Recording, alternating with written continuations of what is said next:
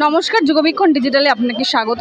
এই মুহূর্তে যুগবীক্ষণ ডিজিটালের মুখোমুখি কলকাতা মিউনিসিপ্যাল কর্পোরেশনের 101 নম্বর ওয়ার্ডের পৌরপিতা বাপ্পাদিত্য দাশগুপ্ত। বাপ্পাদা, আমরা জানি যে বড়দিনেতে এখন পার্ক স্ট্রিট যেন উঠে এসেছে পাটুলিতে, বিপুল পরিমাণে মানুষের একটা জনসমাগম দেখা যায়, কাতারে কাতারে মানুষ মূলত।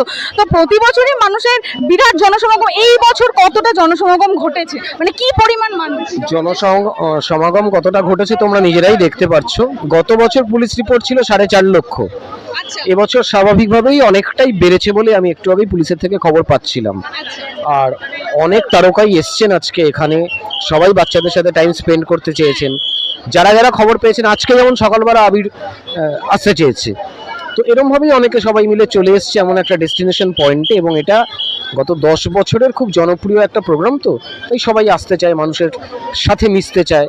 এবং আমাদের এটাই তো বাংলা, যে আমরা সব ধর্মকে এখানে একই রকম, মানে বাংলার যে অবস্থা সেখানে শান্তি এবং একত্রিততার একটা বড়। আমার নেত্রীও তো একই কথা বলেন যে ধর্ম যার যার উৎসব সবার।